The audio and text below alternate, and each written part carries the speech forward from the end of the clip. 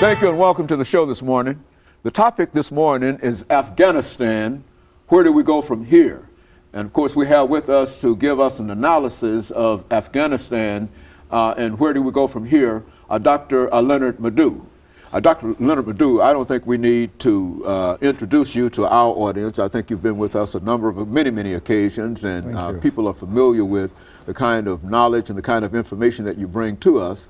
And we're just glad that you were willing to come by and deal with what we consider to be a very important topic today, and that's Afghanistan. And I think we have to consider that important because we've got some 600,000 troops there, and there's a possibility of even increasing that, and we have to know some things about that. So let's start off by exactly telling me, as well as the rest of our audience, exactly where Afghanistan is in terms of, we recognize it on the map, but tell me something about that area. Well, Afghanistan, is in Central Asia.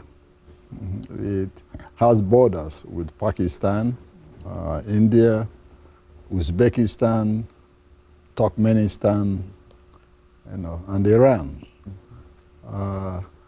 The modern Afghanistan came into being really in 1919 when the British ceded foreign control to the Afghan monarchy. And of course, there's been an Afghan kingdom before then, but you've read in history of various invasions from the Mongols and the Russians, etc., etc. But what we call Afghanistan today came into being in 1919, modern day Afghanistan. It is a mosaic of ethnic groups, most of them different from each other, facing different constellations. In the middle, you have the Pashtuns, which is the majority ethnic group in Afghanistan, about 42% of the population. You have the Tajiks, about 27%. You have the Uzbeks, which is about 9%.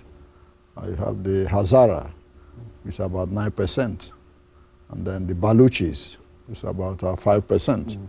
All these different ethnic groups have different orientations and face different powers. For example, in the north, with their capital Mazar al-Sharif, is the Uzbeks. Their loyalty really lies in Tashkent, which is the capital of a country called Uzbekistan. That's how they got their name. And their strong man is a man called General Abdul Rashid Dostum. Also in the north, you have the Tajiks. Their loyalty really lies with their brothers in the country called Tajikistan, with its capital in Dushanbe. In western Afghanistan, with its capital in Herat, they are more Iranian-oriented than facing Kabul. They go to Tehran more than they come to Kabul.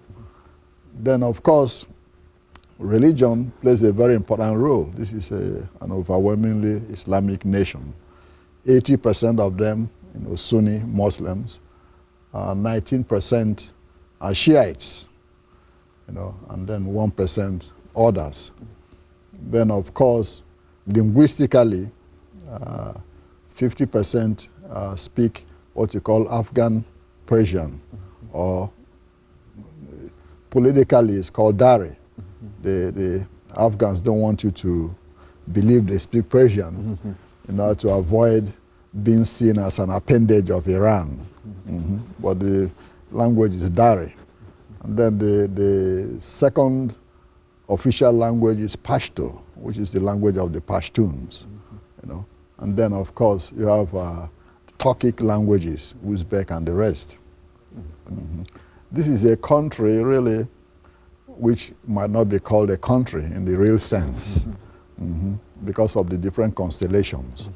And that's why I've had problems, for centuries about who really controls, that territory, because of the different political cleavages.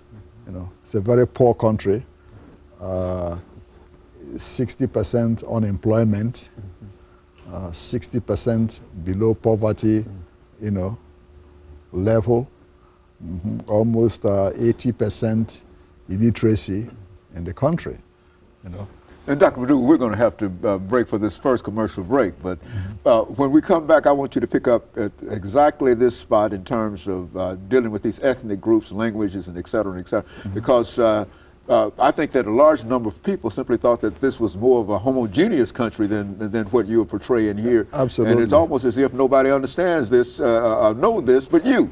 You see it, so when we come back, we want to pick up at that particular point.